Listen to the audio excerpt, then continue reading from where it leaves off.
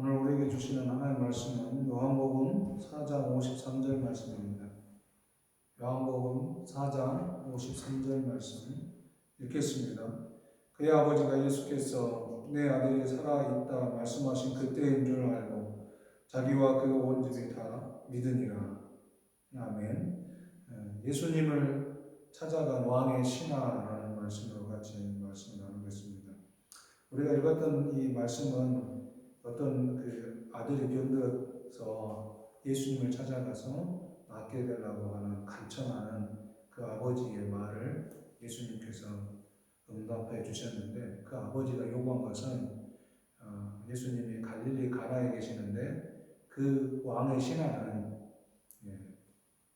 가버나움에 있었습니다. 그러니까 지형상 갈릴리 가나는 좀 높은 지역에 있고 가버나움은 낮은 곳에 있었어요. 그래서 내려오셔서 제 아들을 살려주세요. 그러니까 예수님께서 뭐라고 말씀하셨냐면 너희들은 표적과 기사를 보지 않으면 도무지 믿지 못한다. 이렇게 말을 하심으로써 마치 거부하시는 것처럼 들려집니다. 그 50절에 보면 예수께서 이르시되 가라 내 아들이 살아있다 하시니 그 사람이 예수께서 하신 말씀을 믿고 가더니, 예수님께서 먼저 표적과 기사를 보지 못하면 도무지 믿지 아니하리라. 그런데 그 말에 이 아버지가 뭐라고 이야기했냐면 예수님께 50절에 49절에 신하가 이르되 주여 내 아이가 죽기 전에 내려오소서. 이 아버지의 마음 가운데 뭐라고 말씀하고 있냐면 주여 내 아이가 죽기 전에 내려오셔서 좀 살려주세요 라는 표현이죠. 그 말은 표적과 기사를 보지 못하면 도무지 믿지 아니합니다 라는 그 말을 듣고 이 아버지가 뭐라고 표현한 것이냐면 저는 지금 그게 중요한 게 아닙니다. 제발 좀 오셔서 제가 표적과 기사를 떠나서 내려오셔서 제 아들 살려주세요. 아들이 죽는다면, 아들이 죽을 병에 들어서 그렇게 있다면 이 예수님과 같은 능력을 가진 분이 주변에 와 계시다 그러면 왜 쫓아가지 않겠습니까? 당연히 아버지들은 쫓아가겠죠. 진짜 아버지라면. 그래서 그 아버지의 말대로 예수님께서는 내려가시지는 않았어요. 하지만 말씀을 하셨죠. 내 아들이 살아있다. 예수님께서 약 34km 정도 떨어져 있는 지역에서 네 아들이 살아있다라는 말씀으로 치유를 허락하셨습니다. 그리고 그 아버지가 자기 지금 그 말을 믿고 자기 아들이 있는 곳으로 돌아가는 중간에 자기 집에서 보낸 사람을 만났습니다. 사람을 만났는데 아들이 살아났습니다. 라고 말하는 겁니다. 그래서 그 시간을 물어보니까 예수님께서 그렇게 선언하셨던 그 시간으로 알게 됐고, 이 사람, 왕의 신하인, 엄밀하게 이 왕의 신하라는 말은 당시에 그 지역을 완전히 다스리는 왕이 아니라 그 지역만 다스리는, 갈릴리 지역을 다스리는 분봉왕 헤롯 안디바입니다. 그의 신하였습니다. 그의 신하가 그 집으로 돌아와서 그와 그의 온 가족이 예수님을 믿게 되는 사건이 되게 된 것입니다. 그래서 53절에 그의 아버지가 예수께서 내 아들이 살아있다 말씀하신 그때인 줄 알고 자기와 그 온 집이 다 믿으니라. 믿음을 가진 자로서는, 그리고 예수님을 믿고 구원의 길, 생명의 길을 확신하는 자로서는 이 신하의 가족이 매우 부럽습니다. 제가 바라는 것은 내가 아는, 믿지 않는 나의 형제, 그리고 나의 주변의 사람들이 예수님을 믿고 이와 같은 역사들이, 이와 같은 놀라운 일들이 일어나기를 간절히 바라는 것입니다. 그런데 오늘 말씀을 통해서 하나님 아버지의 그 마음을 좀 들여다볼 수 있는 그런 계기가 되었으면 좋겠습니다. 예수님이 갈릴리 가나에 도착했다는 소식을 듣고 아들이 아픈 아버지가 찾아와서 내려오셔서 내 아들의 병을 고쳐주십시오. 재차 반복하기를 내 아이가 죽기 전에 제발 좀 내려와 주세요. 라고 말을 합니다. 아버지가 아들을 사랑하는 모습 속에 하나님이 우리를 사랑하는 모습을 발견할 수 있습니다. 우리는 성경에서 잘 아는 이야기가 있습니다. 잘 아는 이야기 중에 어떤 이야기가 있냐면 어떤 아버지에게 두 아들이 있었습니다. 둘째 아들이 아버지에게 요청을 합니다. 아버지가 죽으면 자기에게 돌아올 유산을 지금 달라는 것입니다. 그게 무슨 말입니까? 아버지 당신은 나에게 있어서 지금 상태는 죽은 거나 다름이 없으니 내 줘야 될 유산이나 주세요. 이렇게 아무 이 버르장머리 없는 아들의 말에도 이분이 다 줍니다. 이 아들이 모든 것을 가지고 가서 허랑방탕해서 다 허비하고 맙니다. 자신의 몸 하나 가눌 수 없는 그런 상황, 지경에 이르렀을 때 이 사람이 생각을 합니다. 내 아버지 집엔 종들도 풍족한데 나는 여기서 주저 죽겠다. 그래서 생각하기를 내가 이제 아들이라고 할 수 없으니 종으로라도 받아달라. 이렇게 다가가겠다. 그리고 읊조리며 되뇌이며 아버지를 만나면 꼭 그렇게 말하겠다고 다짐하며 그 아버지를 다시 찾아갑니다. 아버지를 찾아가던데 아버지께서 그 아들이 돌아오는 것을 보고 그 아들이 연습했던 나를 이제 더 이상 아들이라 하지 마시고 종으로 받아주세요 라는 말을 하기도 전에 그 아버지는 죽었던 내 아들이 살아서 돌아왔다. 그러니 이제 잔치를 벌이자. 소를 잡아라. 이렇게 된 것입니다. 그래서 아버지께서 그 자기의 모든 것을 가지고 아버지가 죽은 것처럼 여기고 허랑방탕했던 그가 돌아올 때 그 아버지는 그 아들을 받아들이고 아껴주고 사랑해주는 모습을 보게 됩니다. 그런데 그런 하나님 아버지십니다. 그는 하나님 아버지. 그는 하나님 아버지신데 오늘 왕의 신하가 자기 아들의 아픔을 통해서 예수님께 나가서 내려오셔서 우리를 구원해 주세요. 우리 아들을 살려주세요 라고 말하는 것처럼 하나님은 이미 우리를 위해서 하나님 당신의 아들을 이 땅으로 내려 보내주셨습니다. 그래서 그 아들을 통해서 우리를 구원하여 주십니다. 하나님 아버지의 마음이신 것입니다. 그래서 우리는 그 아버지의 마음을 알고 예수님을 나의 구주라 고백할 때에 우리는 더 이상 종의 신분이 아닙니다. 돌아오는 둘째 아들이 나를 종으로 받아 주세요가 아니라 아버지의 아들로서 신분이 바뀌어 우리는 하나님의 아들이 되어 살아가는 것입니다.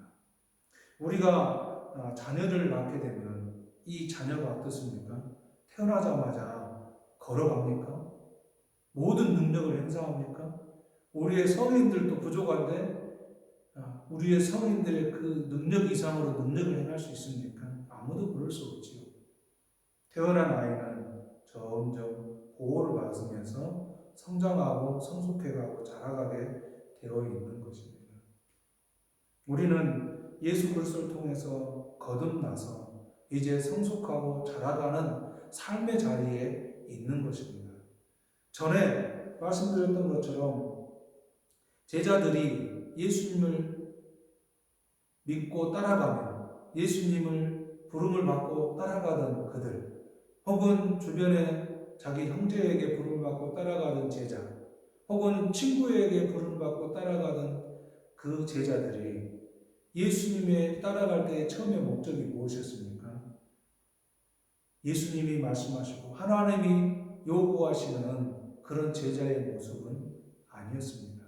자기들 나름대로의 욕심과 자기들이 그려놓는 세상, 그리고 그들이 받아 누릴 무언가를 향해서 그분이 대신 그 일을 이루어줄 거라고 생각하여서 그분을 따라가고 있었던 것입니다.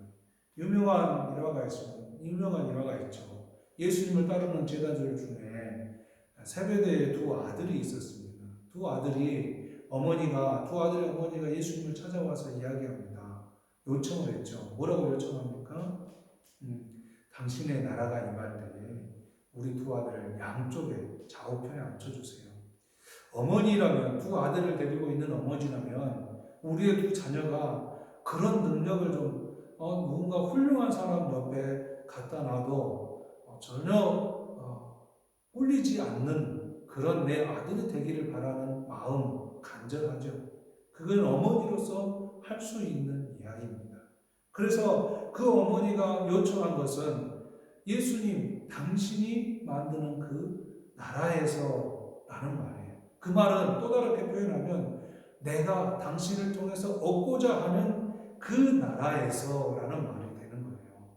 그러니까 그냥 예수님이 원하셨던, 하나님이 원하셨던 그 나라를 만드시기 위해서 예수님께서 마지막에 십자가에 못 박혀 죽어주시잖아요. 인류의 모든 죄를 담당하셔서 십자가에 못 박혀 죽어주실 때에 우리가 잘 아는 것처럼 좌우편에 같이 십자가에 못 박히는 죄수들이 있었다는 겁니다. 아마 이 어머니가 그런 죄수들처럼 예수님과 함께 좌우편에 십자가에 못 박혀 죽을 것을 요청하지는 않은 게 분명해요. 그러나 우리의 삶 속에서는 우리가 바라는 세상이 있고, 우리가 바라는 자녀들의 모습이 있고, 우리가 바라는 뭔가 더 나은, 더 뭔가 다른 사람보다 더 탁월한 모습들을 그리면서 주님을 따라간다는 겁니다.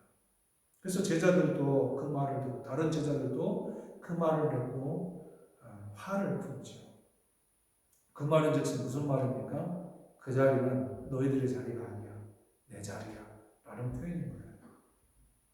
그랬던 제자들이 마지막에 예수님 앞에서 예수님이 원하시고 하나님이 그리는 나라가 어떤 것인지를 바르게 깨닫는 시점이 어딨냐면 예수님께서 십자가에 못 박혀 죽어주시고 장사된 지 3일 만에 부활하신 예수님을 만남으로써 그때부터 하나님이 원하시는 세상은 우리가 요구하는, 우리가 바라는 그런 세상이 아님을 그때부터 깨닫고 바른 길로 가기 시작했다는 것입니다.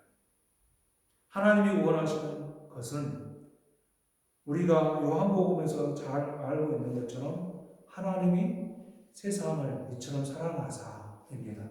하나님의 그 사랑이 세상을 구원하고자 하는 것이었어요. 그래서 당신의 아들 예수 그리스도를 내어주시고 우리를 대신하여 십자가에 죽게 하심으로써 우리를 살리고 우리를 자녀 삼으신 것입니다. 그리고 그분이 그 다음에 뭐라고 말하냐면 3장 17절에 하나님이 그 아들을 세상에 보내신 것은 세상을 심판하려 하심이 아니요 그로 말미암아 세상이 구원을 받게 하려 하심이라. 세상이 구원을 받게 하시려는 것이었습니다. 구원을 받게 하기 위해서 누구를 보냈다고요? 아들을 보냈어요. 세상의 아버지는 아들이 아플 때에 하나님께 나가서, 예수님께 나가서 내 아들을 살려주세요 라고 요청을 했잖아요. 그런데 우리 하나님은 우리의 아버지가 되셔서 당신의 친아들을 내어주시고 그 아픔을 통해 우리가 이미 병이 들어, 죄라는 병에 들어 죽어가고 있는 우리를 생명의 길, 구원의 길로 인도하신 것입니다. 그래서 아들이 있는 자에게 생명이 있는 것입니다. 예수 그리스도 안에 생명인 것입니다. 그래서 하나님께서도 말씀하잖아요. 하나님이 그 아들을 세상에 보내신 것은 구원이다. 이렇게 말씀하고 있습니다. 또한 3장 36절에 이렇게 이야기합니다. 아들을 믿는 자에게는 영생이 있다. 영원한 생명이 있다. 그러니까 우리가 죄로 인해서 죽음을 향해 병들어 가는 그 자리로 갈 수밖에 없는 우리들을 하나님은 그의 독생하신 아들 예수 그리스도를 통해서 아들을 믿는 자에게 영생을 주시겠다고 말씀하고 있는 것입니다. 하나님 아버지의 마음을 잘 표현하는 말씀이라고 저는 믿습니다. 아들이 있는 자에게 영생이 있다. 심판하려고 하는 것이 아니라 구원을 주려는 것이다. 그러므로 믿음의 길을 갈 수 있길 바랍니다.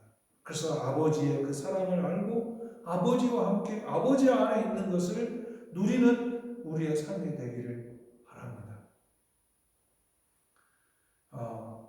나무는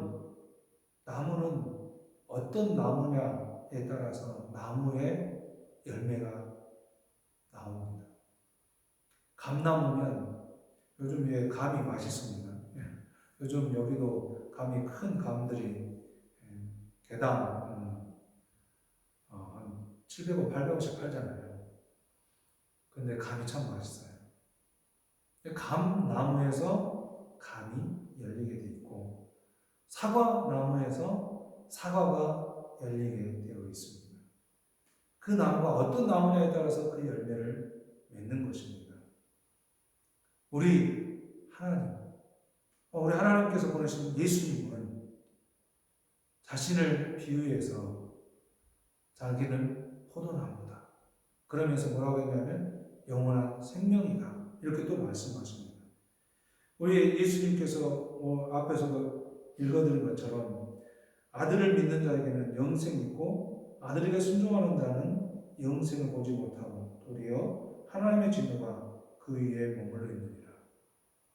어떤 나무에 따라서 그 결과물을 보는 것처럼 예수님이 어떤 분이냐 그 말 예수님은 영원한 생명이시다 이렇게 말씀합니다. 예수님은 영원한 생명이십니다. 요한복음 15장에 가면 나는 참 포도 나무요 라고 말씀합니다. 거기를 잠깐 찾아보고 말씀을 맺을게요. 요한복음 15장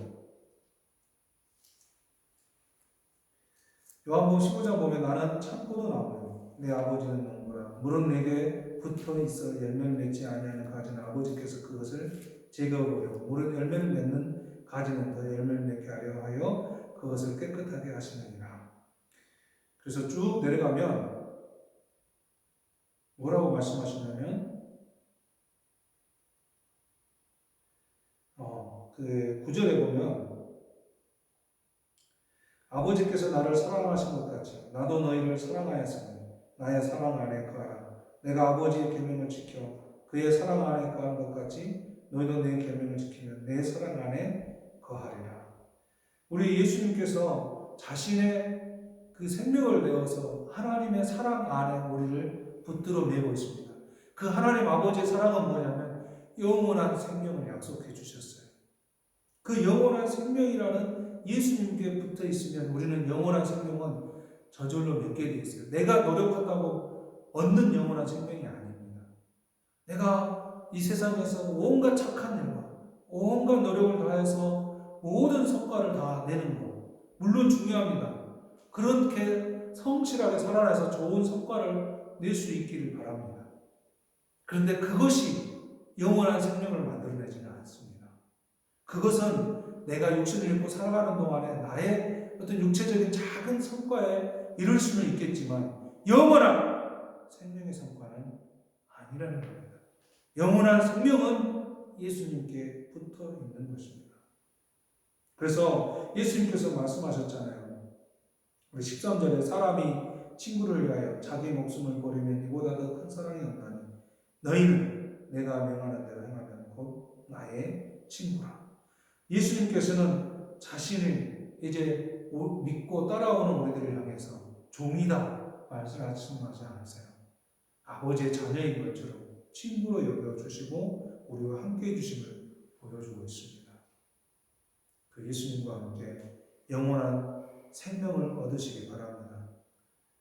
그렇지 못한 자들은 이미 그 영원한 진노 아래 놓여 있는 그것에 묶여 있는 것입니다. 그 영원한 진노에 묶여 있는 그는 그 영원한 진노에 접붙여져 있는 그는 그의 열매는 결과적으로 영원한 죽음입니다. 그러나 우리는 예수님을 통해서 이제 영원한 생명에 접붙여졌습니다. 그래서 우리가 맺을 것은 영원한 생명입니다. 그리고 그 영원한 생명을 마지막 결론에 이르기까지 우리는 이 땅의 삶을 살아내는 것입니다. 그 예수님과 함께 영원한 생명 안에 거하고 복을 누리는 저와 여러분 되기를 주님의 이름으로 축복합니다. 기도하겠습니다. 사랑의 하나님 감사합니다. 오늘 우리에게 허락된 귀한 말씀을 통해 예수님께 있는 영원한 생명 안에 붙게 하는 우리가 되게 하여 주셔서 감사합니다. 예수님을 보내주셨고 아들을 믿는 자에게 영원한 생명을 주시겠다고 약속하신 아버지의 그 약속을 믿고 따라갑니다. 우리를 온전하게 하시고 그 영원한 생명 안에 참된 기쁨과 감사로 충만해지는 저희들 되게 하여 주시옵소서. 예수님 이름으로 기도하옵나이다. 아멘. 지금은 우리 주님 예수 그리스도의 구속의 은혜와 하나님 아버지의 사랑하심과 성령님의 감동하시고 역사하심이 예수 그리스도 안에 있는 영원한 생명을 소망하고 바라며 이 땅의 삶을 살기로 결단하는 모든 하나님의 자녀들 가운데 영원토록 함께 계시기를 간절히 축원하옵나이다. 아멘.